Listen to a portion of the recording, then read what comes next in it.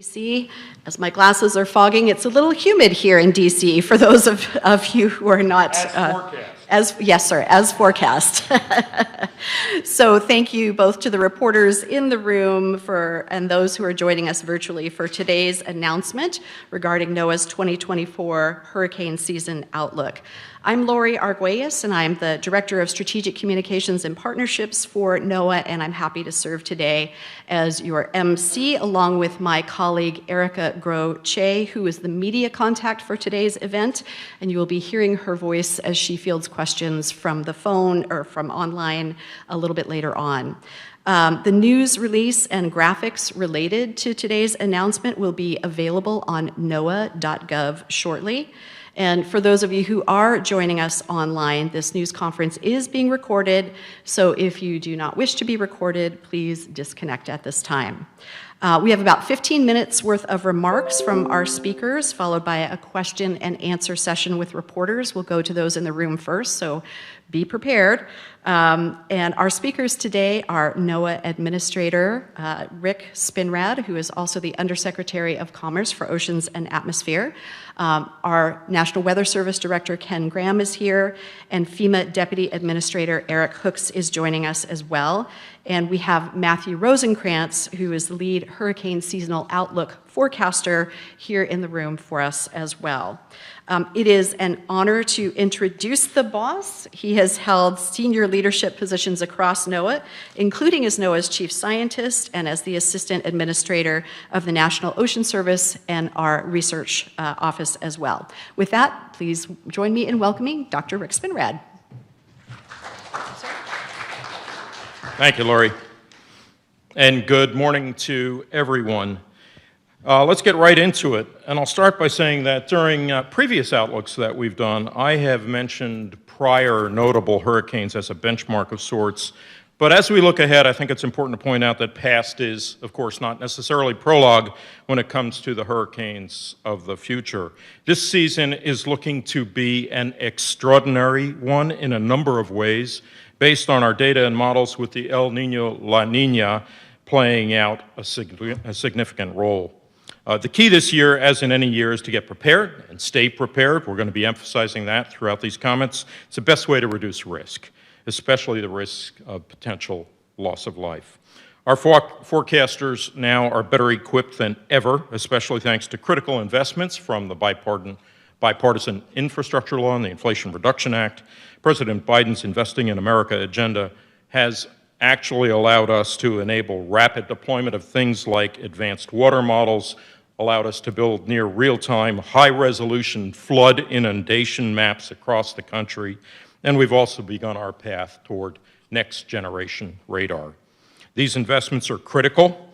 We know communities can be devastated from the impacts of hurricanes.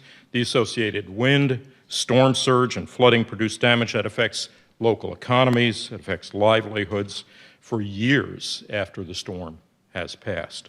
Last season, even with most Atlantic tropical activity remaining offshore from the United States, tropical cyclones caused approximately $4 billion in damages for the contiguous U.S., and in the impacts of Hurricane Hilary added in the western U.S., that number rises to nearly $5 billion. The Department of Commerce and NOAA continue to work with partners to prepare for future storms and respond to the economic impacts inflicted on communities so that they can recover more quickly in the aftermath of the storm. With the official start of the Atlantic hurricane season beginning next weekend, NOAA is prepared to support our nation today with the most accurate and reliable information and environmental intelligence for the official government outlook.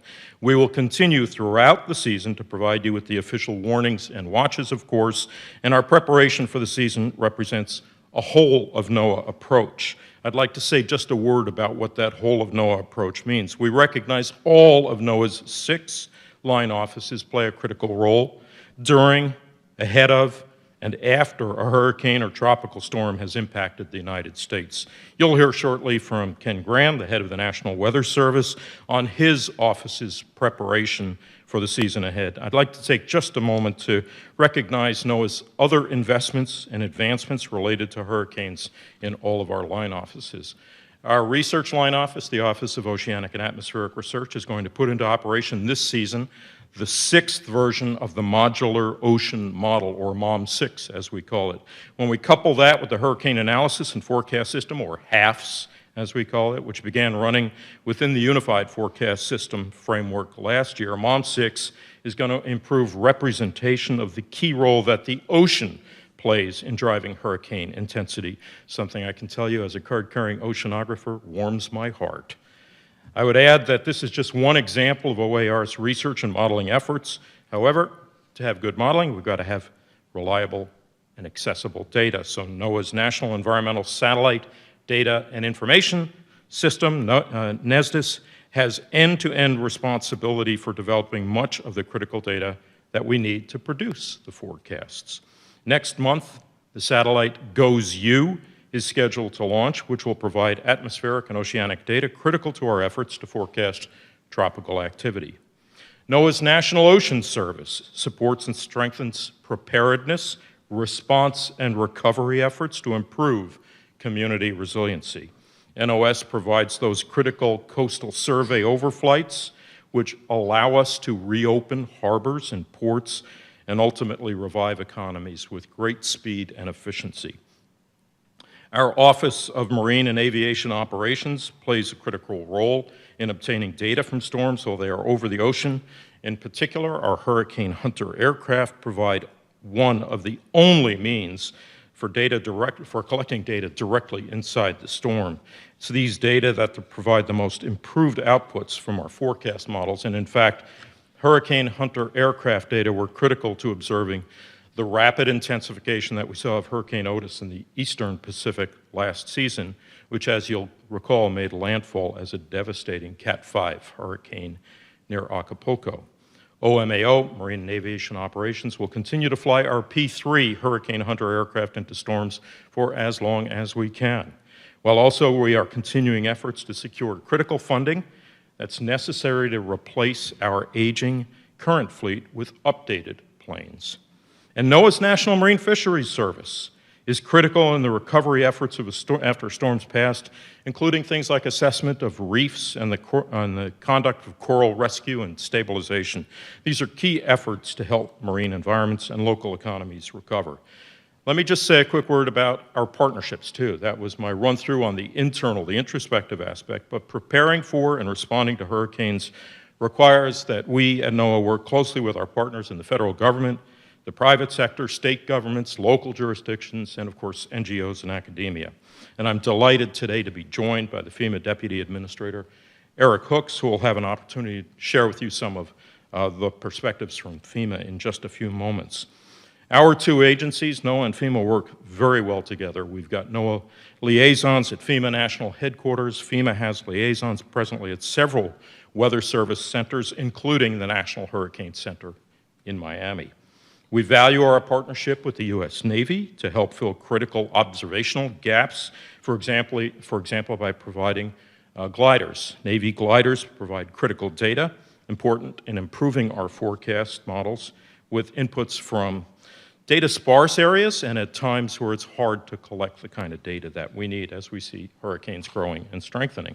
Last year, the U.S. Air Force flew a total of 93 missions with their C-130Js during the hurricane season, providing extremely valuable information from within storms coupled with our own P-3 flights.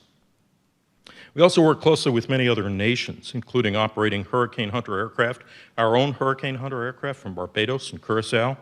This enables us to safely reach and operate within locations, including the far eastern Caribbean, areas that would otherwise be unreachable. These are just a few examples of the crucial partnerships NOAA values as we head into the 2024 hurricane season. So, where do we stand today? NOAA's Climate Prediction Center issues El Nino Southern Oscillation, or ENSO as we call it, forecasts and discussions. The official CPC forecast issued just this month indicates a 77% chance of La Nina forming during the August-October timeframe. We know the development of La Nina can lead to weaker easterly trade winds, and below average vertical wind shear in the tropical Atlantic Ocean. This type of environment can be more conducive for tropical cyclone development. Also, NOAA's National Centers for Environmental Information has reported record warm water temperatures for much of the tropical Atlantic Ocean, as you see here. Forecast modeling indicates that above average sea surface temperatures are predicted during the peak months of the Atlantic hurricane season from August to October. We know warm sea surface temperatures are an important factor in rapid intensification of tropical cyclones to major hurricane status, and that major hurricanes contribute significantly to the measurement of ACE, the accumulated cyclone energy, ACE. In past years, when we've seen high ACE numbers, those have historically been the years with the most destructive hurricanes, and this season, NOAA is forecasting the second highest ACE for our May outlook. So without further ado, let's dive into the numbers for this year's Atlantic hurricane season outlook. NOAA is predicting an above-average 2024 Atlantic hurricane season. Specifically, there's an 85% chance of an above-normal season, a 10% chance of a near-normal season, and a 5% chance of a below-normal season. For the range of storms expected, NOAA calls for the following: 17 to 25 named storms with a top sustained wind of at least 39 miles per hour. Of these, 8 to 13 are forecast to become hurricanes with maximum sustained winds of at least 74 miles per hour, and 4 to 7 are forecast to become major hurricanes, that is Category 3 to 5, with maximum sustained winds of at least 111 miles per hour. Of note, the forecast for named storms, hurricanes, and major hurricanes is the highest NOAA has ever issued for the May outlook.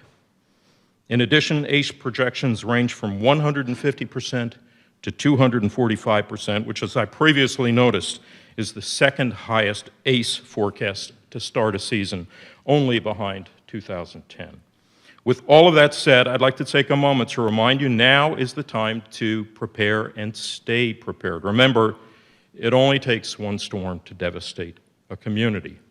And it's prudent to prepare now because once the storm is headed your way, it all happens so rapidly, you won't have the time to plan and prepare at that point.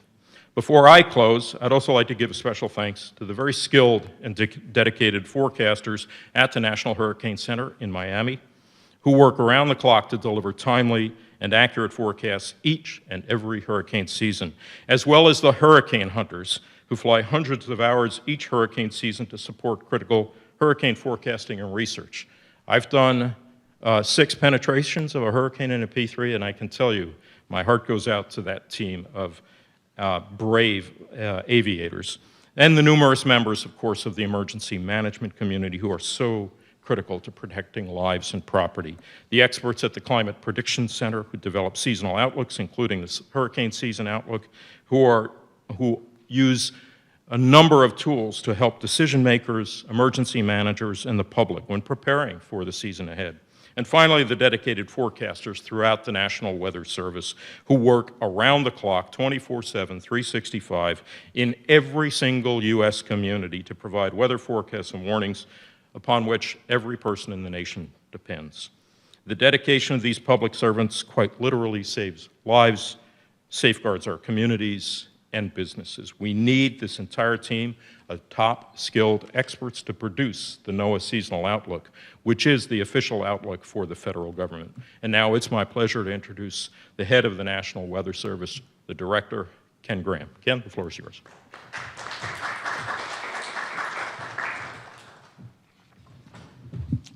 Thank you, Dr. Spinrad. I appreciate everybody being here, and everybody took that in, right? Those numbers, I mean, that's the highest forecast that we've had. So all the ingredients are definitely in place to have an active season, it's reason to be concerned, of course, but not alarmed, okay? So we need to use this time to our advantage to really be prepared. for the hurricane season. And if you think about a hurricane threatening, definitely got to take the time to plan and be ready for it. You know, once it's headed your way, it becomes really stressful, and you need to be ready way ahead of time, and especially under short notice. And I want to call out somebody. I want to thank Matt Rosencrantz right there at the end of the table. You know, there's a lot of computers that crunch this stuff, and you know, we work across all the line offices to come up with the numbers that you've seen. But Matt leads that effort. So Matt goes through this. He really looks at everything, and those, you know, he comes up with the final numbers. So I give you a big old shout out for your leadership and making sure we have this done. You don't always get to see the folks behind the scenes, but nothing runs without people like Matt. So thank you very much. Get all these fancy numbers and stuff. There's a human behind this stuff. So appreciate it. So you heard the seasonal forecast for 2024, and it's expected to be busy. And a couple reminders. You know, you look at these numbers, and you've heard, I've seen a lot of familiar faces. You've heard me thousands of times say some of these stats, but we need your help. We need you to help us communicate what the real impacts are. So we need the folks in the media, emergency management, across FEMA and the emergency managers to really remind people what the actual impacts are. And it's important to keep talking about these every season. So busy or not, it only takes one storm to make landfall, or one to even get close to you, to be a busy season, right? So there could be many storms like we're predicting, but it's that one that reaches you, and that could be a busy season. So we need everybody to be completely prepared. And I think it's important to remember it's about the impacts, not the category. And everyone's heard me say that a lot. The Saffir-Simpson scale measures the wind, right? But it's actually those other impacts. It's the water. Please help us communicate the dangers of water. This is a very critical thing. I've 30 years been saying this, and we're making headway on this, but we need you to every single year remind people. And we looked at 2013 to 2023 to really reevaluate some of the numbers and where we see the most fatalities. 90% of fatalities result from water. And if anybody wants to make the bumper sticker, I'll start putting them on cars across this country. 90% of fatalities occur from the water, okay? Most of those are fresh water. From heavy rainfall, 57%. And if you take the fresh water, you take half of those are in automobiles. It's preventable. Okay, so turn around, don't drown. We need to keep spreading the word about those and how people lose their lives in these storms. 41 storm surge fatalities took place in Hurricane Ian, and that's a reminder of the great loss of life that we can get from these big storms and storm surge. Historically, and you remember for a long time we talked about storm surge causing the most fatalities. We've talked about that. We worked really hard to really get the word out on storm surge. In fact, we actually have a special warning out for storm surge, separating the storm surge warning from the actual wind warning. And we've actually reduced fatalities from storm surge because we were allowing officials to evacuate vulnerable areas earlier. The threat's still there, but we're actually making a dent in this. We have a lot more work to do. Since 2013, we've seen more fatalities from surf and rip currents than we have from wind and storm surge. Okay, so let's keep spreading the word about the rip currents. Don't be out there in the water when these systems, don't surf taking advantage of the big waves. Let's not do that, because we're losing people every year. So help us spread the word on that as well. So remember, you always got to run from the water, hide from the wind. Impacts aren't just coastal, they occur well inland. So those in the media well inland, please spread the word that, you know, these tropical systems is not just a coastal thing. You get a lot of impacts inland. And look at the stats. You look back at certain hurricanes. I was thinking about it yesterday. We've had more direct fatalities during Hurricane Camille in Virginia than we did where the landfall was in Mississippi. That was a Category 5. It was that inland rain. So we look at even more modern, more direct fatalities during Hurricane Ida in New York City than we had in Louisiana, where the direct impact was there. However, we had more indirect fatalities in Louisiana following the storm, right? The dangers aren't over once the hurricane passes, and that's something we need a lot more communication on as well. Look at Hurricane Florence, North Carolina, South Carolina, and I know, Eric, you're familiar with that storm very close when you were in North Carolina. You know, 100 miles inland, we had river flooding and heavy rainfall flooding where we lost lives hundreds of miles inland. Okay? So hurricanes impact far beyond the coast. Be aware and prepared no matter where you live. The threat isn't over after the storm. I can't stress this enough. And we look since 2013, the direct fatalities from these tropical systems direct were 455 from the rain, the storm surge, and the wind. Indirect fatalities during the same period of time, 418. You see what I'm saying? So take that in when you think about the dangers aren't over when the storm passes. And a lot of those fatalities are just cleanup, right? It's going out too early. Please listen to those local officials. They know what they're talking about, right? Listen to those local officials. And a big one, you look at Hurricane Laura, you think about the category that we had there. We had an 18-foot storm surge in Louisiana. We lost more people from improper use of generators than we did storm surge. Please help us remind everybody to use generators correctly, outdoors, not indoors, away from open windows and that sort of thing, because we lose a lot of lives from these things. So that's a big one that we need to remember. Another one is, and I know people have heard me say this before, you know what, these storms, they don't really care about your timelines. You know, we have a lot of timelines in this country on how we evacuate and how we get ready, and you look at statistics, and you look at rapid intensification, you look at some of these storms, these tracks have been remarkably accurate, right? You look at our accuracy, it's been incredible. The intensity is catching up, and we've made some big strides in the last 4 or 5 years in intensity. In fact, you look at the last few years, Hurricane Center's made incredible accurate predictions from these rapid intensifying storms in advance. So not long ago, we didn't think that was possible, but we're doing it, right? It's the data going into it, it's the hurricane hunters, as Dr. Spinrad mentioned. It's remarkable how far we've come. Since the year 2000, we've cut the track error by 64%, and we've cut the intensity error in half. It's not bad, right? A lot of investments go into that to make that happen. But here's what I really want you to remember. And I just took category 5s. I could look at 4s, I can look at all the strongest storms. Every category 5 storm that made landfall in the United States in the last 100 years, ready, is a tropical storm or less 3 days prior. The big ones are fast, right? And you look at a season like this where, you know, you could see some pretty strong storms with this forecast. In the last 100 years, every single one of these big storms, Cat 5s, were a tropical storm or less 3 days prior, and several didn't even exist 3 days prior, all right? That's why I'm saying they don't care about our timelines. Preparedness is absolutely everything. On those category 5s, the average lead time is 50 hours. Preparedness, got to be ready for these storms. We got some new things I'm proud of. We got a new cone. What do you think of that? That's a hot topic. Everybody likes to ask, right? So everybody's like, what about the cone? There's always questions about cones. So I'm proud to say we're doing something about it. You can't just go wild with the cone because everybody does recognize it. So we're trying to improve it based on feedback. Remember, the cone itself is a cone of error. It's where we think the center of the storm is going to be 2/3 of the time. What about the other 1/3? Outside the cone, right? So it's a statistical analysis of where we think where the storm's going to be. So what we're trying to do here, and here's an example of it on the screen. It's a new cone. So you're going to still have the cone of uncertainty with a statistical analysis, but at the same time, we're also going to put our watches and warnings. We're going to put the impacts on the map. And this is a way that we can show everyone in the public and give everybody in the media a graphic to show to say, wow, there's sure a lot of impacts outside that cone, right? The graphic is so powerful because it means more than me saying, hey, there's impacts outside the cone. Okay, fine, but now you can see it, okay? So this is experimental. We're going to try it this year. I'm super excited about it. So you can see, look how big the impacts are and how many of those impacts are outside the cone. The other part of it is the Spanish language translation using artificial intelligence, AI. You know, for decades, we had people in Puerto Rico, San Juan, translating our tropical products into Spanish.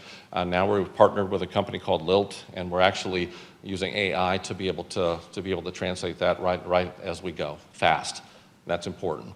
And we have humans that get in there and correct it, and then the AI remembers that correction, and there you go. It's able to fix any errors that we have because there's a lot of dialects when you look at all the countries we serve across the globe. So I'm going to wrap it up. Got to be prepared is the big takeaway. And hey, we're getting ready. How about you?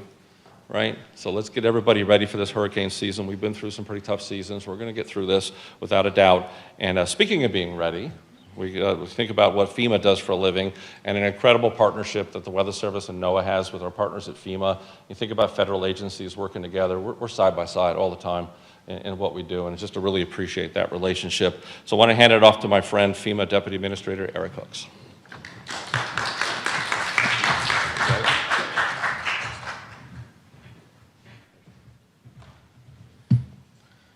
Thank you, Ken. Thank you for our long-standing friendship and partnership.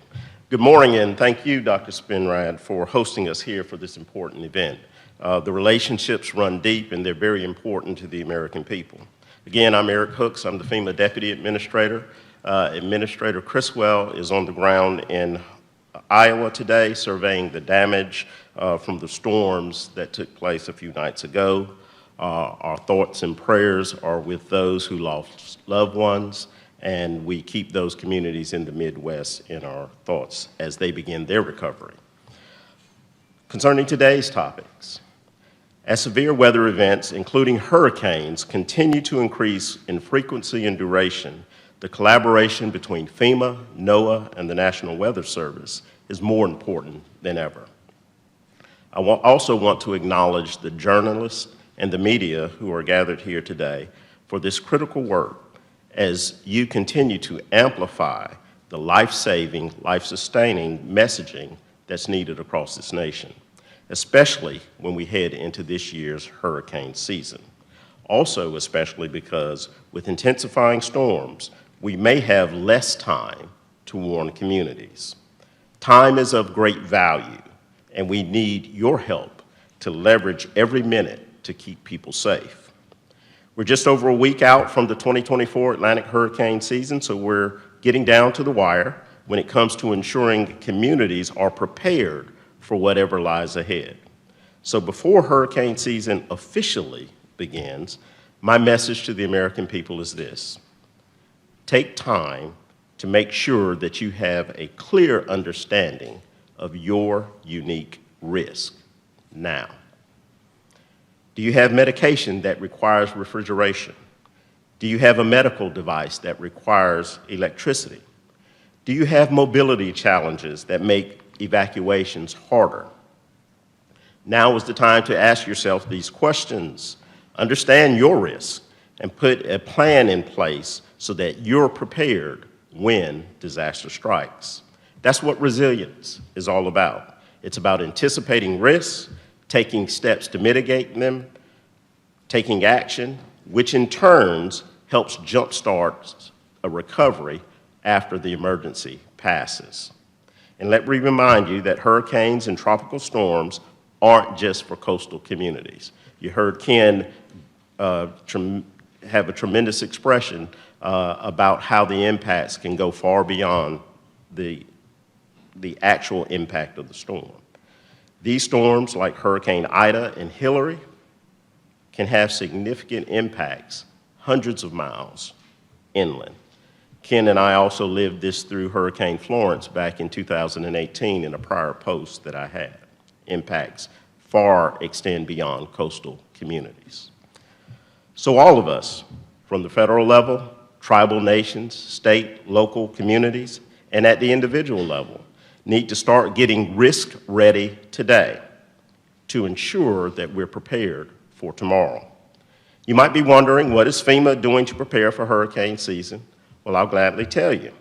Earlier this year, we opened a new distribution center in Greencastle, Pennsylvania, tripling our capacity and better positioning us to rapidly deploy along the mid-Atlantic and Northeast.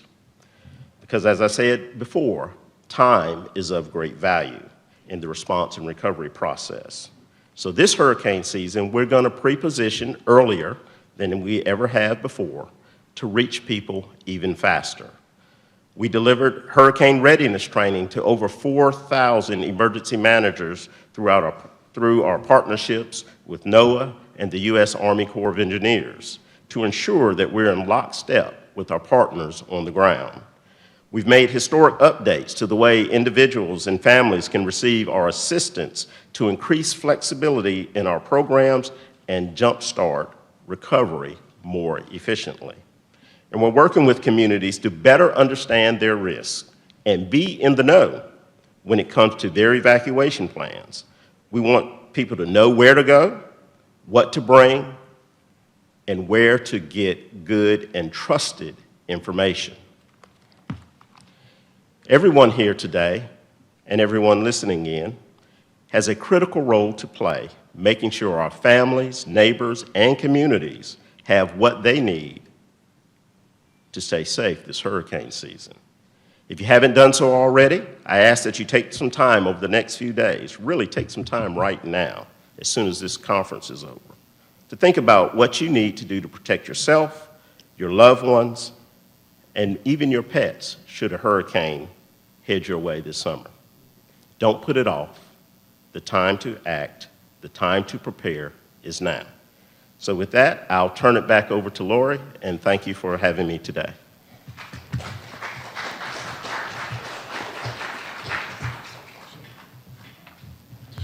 Thank you, Deputy Administrator Hooks. Before we move on to the Q&A portion, I want to again thank and acknowledge Matt Rosenkrantz, our lead hurricane seasonal outlook forecaster with NOAA's Climate Prediction Center, and note again that Matt is available to answer questions about the science behind the hurricane outlook. We'll begin with questions from reporters in the room. Please raise your hand and a member of our team will bring a microphone to you. For those of you joining us by webinar, you may ask a question by using the Q&A feature within the platform, and my colleague Erica Groche will announce the questions as they come in. If possible, please let us know who your question is directed to, and we'll do our best to answer all questions in time available. In the grand tradition, since we are at the National Press Club, I will go to our wire reporter first. Dare I say the male Helen Thomas? I'm not quite sure. Seth Borenstein. Seth Borenstein, Associated Press. This would be for Ken and Rick. In turn, the hot Atlantic, which is one of the two major factors you mentioned, how concerned are you that it is so record-breaking month after month after month ad nauseum? I mean, it's more than what many scientists say is climate change. What are the factors going in here? And I guess one more for Matthew, which would be how between the ENSO, the La Nina, and the warm water, which of those is the bigger factor in this forecast, and is that different from previous forecasts? Okay, so I think we'll start. We'll invite our guests to the podium, Dr. Spinrad, Ken, and then Matt. Yeah, thank you, Seth. I'm going to take say a 60,000-foot view. Your question, one translation of it is talk a bit about the breadth of implications of the extraordinarily high temperatures we're seeing specifically in the Atlantic. And Ken and Matt can talk about some of the specifics with respect to tropical cyclone generation. I will tell you we worry about it at NOAA on a very, very broad basis because the implications are for the whole set of dynamics, physical dynamics in the ocean. So the warmer ocean means it's a more energetic ocean. So all of the kinds of products and services that we develop through the Ocean Prediction Center, for example, are going to be impacted. And that impacts things like commerce, optimal track ship routing, what's going to happen in the central Atlantic. There are implications associated with changes in what we call the Atlantic meridional overturning circulation. That has broad weather and climate implications for Europe, for Canada, for a number of areas. I'd also point out that the warm temperatures are something of specific focus and concern for the National Marine Fisheries Service, because these have implications for not just things like coral bleaching, but also changes in distribution of critical species, including those of high commercial value. So are we going to start seeing species moving around? We're also already suspecting some of these temperature changes are having an impact on migration patterns for large whales in the Atlantic. So as the NOAA guy, I will tell you this goes well beyond the weather implications, but coming back to the central focus of this discussion, I'd be glad for Ken and Matt to add to that. Yeah, Seth, appreciate you bringing that up. It's just, you know, I've seen a lot of seasons where you'd have all the warm temperature, the ocean's warm, but you have a situation where you have too much shear. Or you have a situation that the water's warm enough to provide that energy, but you don't get an active, African monsoon. So you look at this forecast, what goes into this forecast, it's all coming together. And Matt has all the details of that. So this is a situation that you combine factors. So it's not just one factor. Everything has to come together to get a forecast like this. So, you have your warm, all the energy in the oceans. We have an active African monsoon. So check. Don't expect a whole lot of shear. Check. So you really look at all the different patterns, and they all come together to make this big forecast. So the big reminder here is it takes all of those to come together, all the ingredients to come up with a forecast like this. I've seen strong storms hit warm water and weaken only because of shear. So all those factors have to come into that. And I think one of your questions was what's one of the biggest factors? I'll probably leave it to Matt, but my experience on the ground on the desk is that shear's everything. You know, if you can have all the ingredients you want to, if you get wind shear, it's going to knock the top off that storm, and it impacts what the forecast is, and of course the strength. Yeah, Matt, do you want to add anything to that?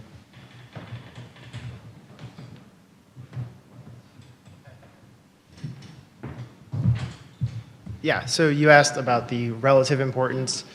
The warm sea surface temperatures in the Atlantic really did contribute to the higher ends of this outlook, where the La Nina reducing that wind shear in bulk really lets those temperatures, the active west, the warm sea surface temperatures, and the West African monsoon influences really kind of shine through. And it's really mostly a lot of those wind shear changes happen in the western part of the basin, the Gulf of Mexico and the Caribbean. That's where those most notable wind shear reductions that allow those storms that Ken just talked about to kind of really stay together.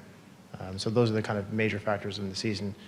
We've retrained some of the regressions this year, and when I do that, the sea surface temperatures in the Atlantic and the El Nino or La Nina conditions, they actually have about the same amount of weighting in those regressions. So any given year, they're about the same.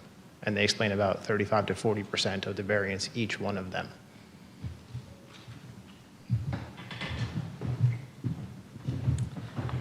Okay, our next question. Good morning. Excuse me. Good morning. Mary Marshall from WSA9 here in Washington, D.C. A question for NOAA and a question for FEMA. Excuse me. How concerned are you all about rapid intensification this year? You mentioned earlier that you got about 50 hours. That's not a lot of time to do a lot of evacuating. Just how concerned are you all about it given the warm ocean temperatures and the wind shear? And for FEMA, are there any special funds set aside for Gulf states? A lot of these communities are having a hard time either obtaining insurance or paying the higher insurance cost when it comes to tropical systems. Is there anything additional set aside for potentially from Texas up through Florida that may be impacted most? Now, we know that it can go inland, but just those areas are usually kind of, especially Florida, in the way of it.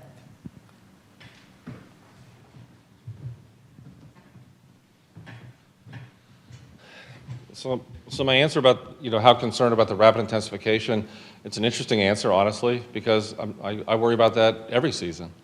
Now, you can go back to 1992 when you had a strong El Nino year. We didn't have any storms, but we had Andrew, Category 5, where it was rapidly intensifying. So, the stat that I had about in the last 100 years, all the strongest storms, the Cat 5s, have all been rapid intensifiers.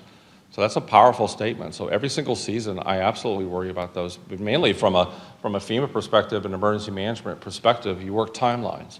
So you practice, you exercise these timelines. At this point, we're going to do this. We're going to open shelters. At this point, we're going to look at evacuation. So you work that timeline.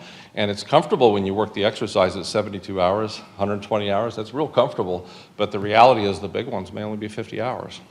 So absolutely concerned. And that's why we have to really let folks know you got to be ready. So you can't wait till the storm surfaces because you may not have the time. Then you're competing to get water. You're competing you're getting the big long lines for evacuations, the traffic. So the earlier you can prepare, the absolute better. So the answer to that's interesting. I worry about that every single year because the timelines are cut short, if that makes sense. So you got to be ready. Yeah. Eric. Thank you for the question. Certainly echo Ken's sentiments. We firmly believe that all disasters begin and end locally. So we are well partnered with our state, local, tribal partners in local communities, particularly in the Gulf Coast. They are very experienced. We are very well partnered with our state emergency managers and other state and local leaders in that area to prepare before a storm comes. So FEMA's ultimate mission is to prepare and be ready before, during, and after disasters, not just at the time of response. We do want to have speed to need, but there's a lot of preparation work, and there's been a heavy focus within the last few years, thankful for congressional appropriations for mitigation dollars that have flowed to those Gulf communities as well. For the entire response season and throughout the year, we rely on the disaster Relief Fund, and so those appropriations for response would be available to those Gulf states. And again, we're well partnered with them. We have 10 regional administrators all across the country, and a very experienced regional administrators down in those areas as well to assist those state and local governments and tribal governments.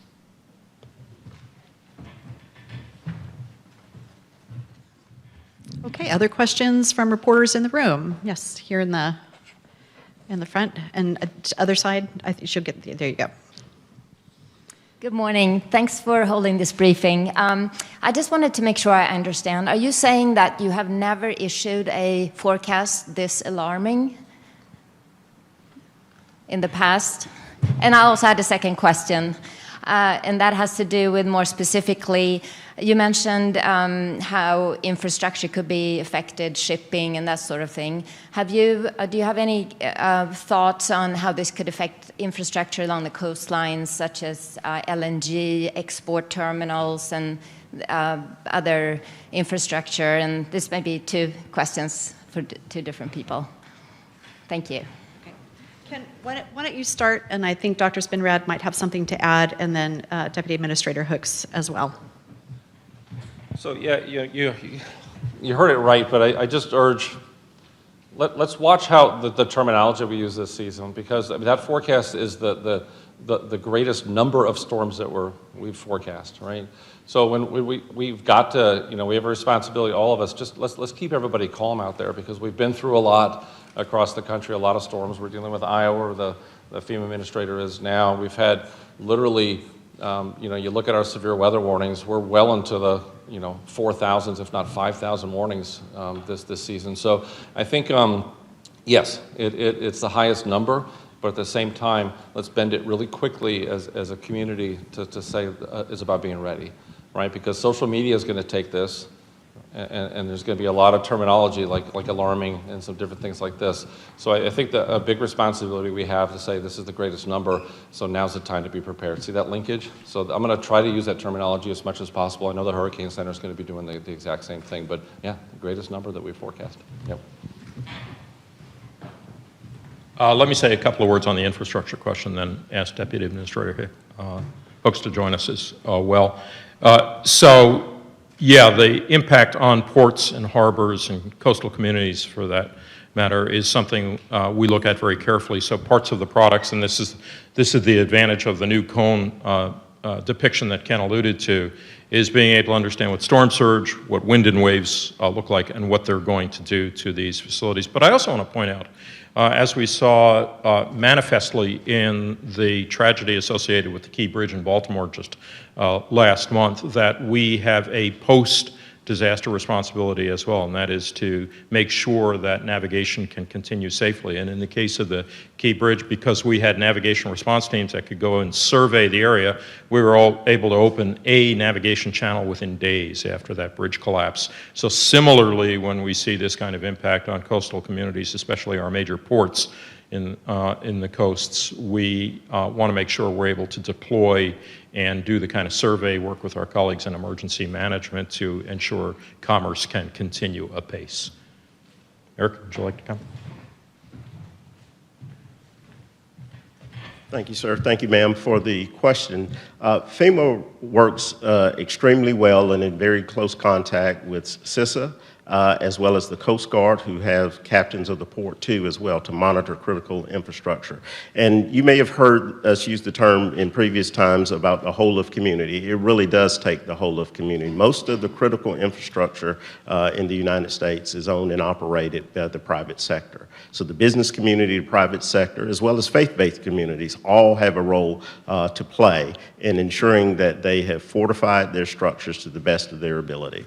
Yes, certainly we are concerned about critical infrastructure that falls in line right behind the life-saving, life-sustaining work as well. So that is also a particular focus for us, and we effectively try to network with all partners, not just at the federal level, but again in the private sector and with our local partners to assess the unique risk of those communities, port communities, as well as inland communities, to effectively respond and efficiently recover from any impacts.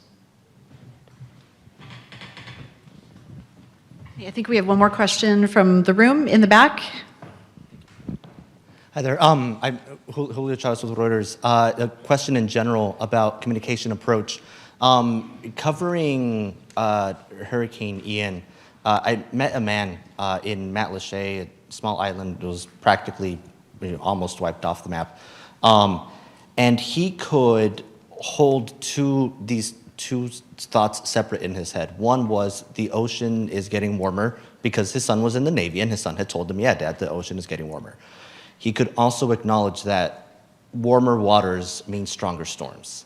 However, the instant you mention, like, well, because the ocean is getting warmer, the storms are getting stronger, he would completely shut down. Refused to acknowledge, accept it, entertain the idea entirely. What communication strategy do you all have to be able to engage with communities that aren't able mentally? Like it was extraordinary to see. It was just not connecting at all. He was refusing to acknowledge it. What's the communication strategy for these communities, especially some of them live in coastal areas? Yeah, thank you for the question. Communication is obviously critical, and as several of us have conveyed in different points, we could have the state-of-the-art, absolute spot-on, perfectly accurate forecast, but if we can't communicate this information, then people can't make the decisions that they want. Speaking for NOAA, I will tell you, we take a many-faceted approach towards communication. One is obviously making sure that everybody has access to these wonderful products and services, and also hearing what they need. So translating the science into action-oriented recommendations, if you will, or decision aids is part of the communication. So understanding how to do that. Work with the private sector as well, because there's a strong private sector component, provide information to users. But the other thing that I would say, in many respects, it is the special sauce, if you will, is that NOAA has boots on the ground throughout the country. So we have our production centers, and then we also have weather forecast offices, river forecast centers around the country. We also have Sea Grant extension agents on the pier in the community. We have climate adaptation partnerships with many of the academic communities. So we're not just relying on us as the federal government conveyors of information. We're working with our academic partners, our private sector partners, and local communities. And through that multi-pronged approach, we hope we can convince people to take the information we're providing and take appropriate action. Do you want to, yeah?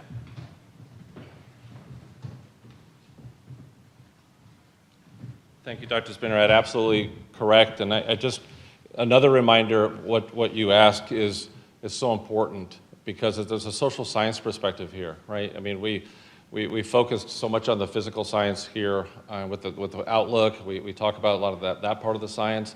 But I'm telling you, 30 years of doing this, the social science part of it, the communication part of it is as important as the forecast.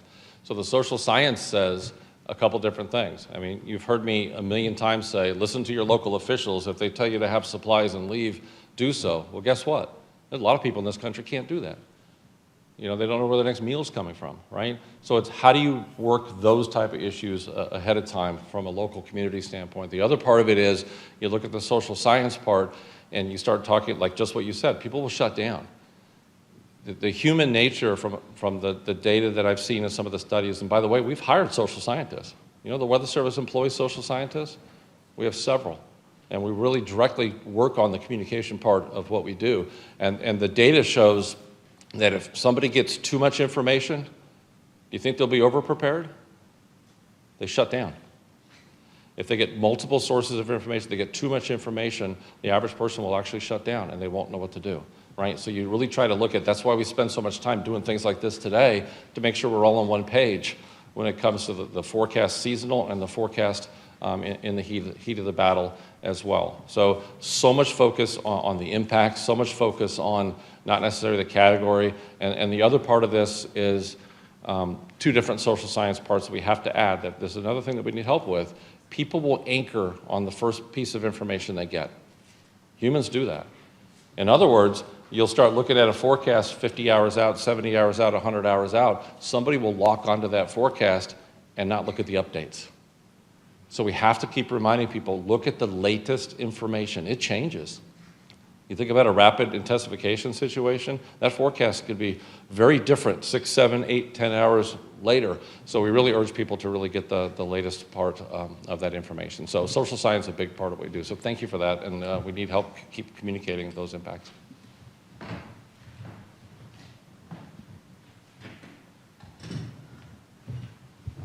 Again, thank you for the question. Great question, and I'll amplify what my colleagues have already stated.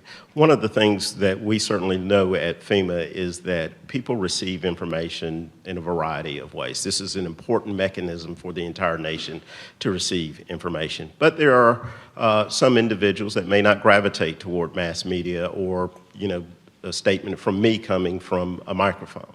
So we endeavor to be well partnered in communities that want to know those communities, to help them assess their risks, to identify trusted leaders, trusted voices in those communities. Those may certainly come from municipal business leaders. They may come from elected leaders that are closer to the localities. They may be from business leaders. They may be from faith-based leaders too as well. So again, a whole of community approach requires everyone to get this information, to absorb it, and to pass it on to those loved ones, those people you care about. Because ultimately, we want to get in a position where we don't lose lives unnecessarily. And there are some very hard to reach populations and people that have a particular view of, well, I've lived through this for X amount of years. But as Ken has said and Dr. Spinrad has said before, it only takes one storm. And so we try mightily to reach every community to ensure that public safety carries the day. And we do use the science and data to drive our actions, but we also want to use trusted voices in the community to reach people all across America. Have religious communities been receptive to this effort? Absolutely. We have robust engagements with religious communities, and they are at the forefront of providing messaging, holding community meetings, and getting messaging out to people that not only attend their faith-based institution, but to all people in communities. So we found that to be a very, very valuable resource for us. Thank you all. We have about 10 minutes left in our time together today, so let's go to our online folks. Erica, I believe you have a couple of questions queued up. That's right. Yeah, our first one is coming from Scott Dance from the Washington Post. He's directing this one to Matt. The forecast suggests that this season could come close, if not surpass, the activity of 2005. How does the outlook of this season compare to the outlook then? And he wants to know some of the elemental kind of things, like where the water's warmer. And if you can touch on how much heat is in the main development region, because we've gotten several questions about that as well. That would be great.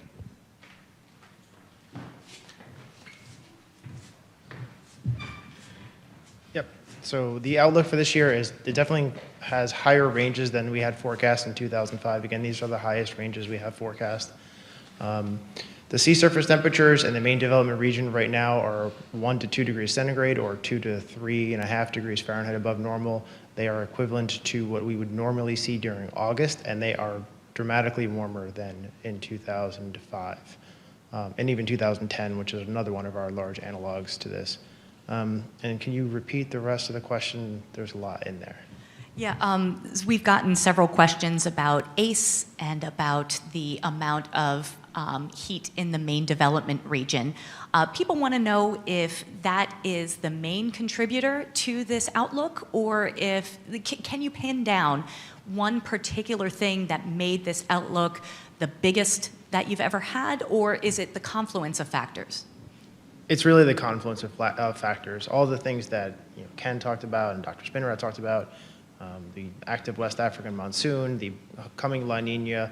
It really does take kind of most of the planet circulation changing to really, and aligning to really get these kinds of numbers to have the potential even for them. Okay. The local sea surface temperatures in the Atlantic, again, they are record warm. They are also the main development region, and portions of that are 120 days ahead of, right now they're ahead of schedule where they would be for later this year for portions of them. And that can have a lot of implications for both early season and late season activity. And that longer season is typically what we see of these busy seasons as well. They're linked. They're not separable on those two things. It's the longer season and the bigger seasons are usually because of those longer seasons. We do have a similar question that is appropriate for you, Matt, before you walk away from the podium, from Amy Green of Inside Climate News, who wants to see if you can talk about ACE in layman's terms. Yeah, so ACE, the accumulated cyclone energy, is you take the measurement of the wind at every advisory that comes out from the National Hurricane Center every 6 hours, so 0, 6, 12, and 18 Zulu time or Greenwich Mean Time. You take that value, you square it, and then you add that up throughout the entire hurricane season. We divide by 10,000, so that way the number is not so large, because otherwise it just has lots of zeros at the end of it that you don't really need. So that's really it. And it's a really good measure of the amount of energy. It goes back to our physics classes where energy is the square of the speed. So we just square the speeds. It's a really good relationship just from any physics you took in your basic high school, and we apply that to the entire hurricane season. Thank you, Matt. Our next question is going to be for Deputy Administrator Hooks. This is from Sophia Schmidt of WHYY. Sophia would like to know if you can give some specific examples of steps that people can take to prepare, especially if they have medical devices that require electricity, mobility challenges, or medications. Sure. Thank you for the question. Yep.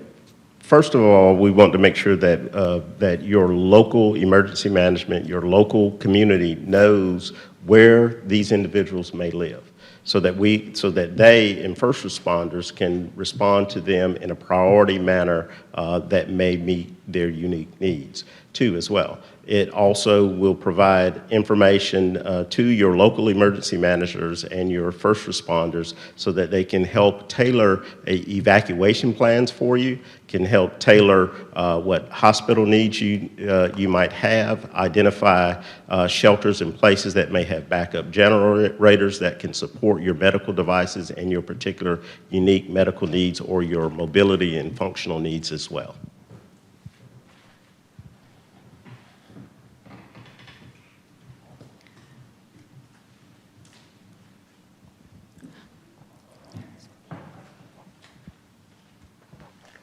All right. If there are no further questions from online, and is that correct, Erica? That's all we have time for. It's 10:57 a.m. Okay. If there are other questions that have not been able to be answered, just reach out to Erica, and she will be happy to help connect you up. You can reach her at NWS, standing for National Weather Service, .pa@noaa.gov. I want to thank again all of our speakers today, Dr. Spinrad, FEMA Deputy Administrator Hooks, and National Weather Service Director Ken Graham, and of course our lead hurricane forecaster, Matt Rosencrans. As a reminder, the release for today's announcement is available at NOAA.gov, and a recording of the event will also be added to the news release later this afternoon. So that does conclude our press conference. Thank you for joining us, and have a great day.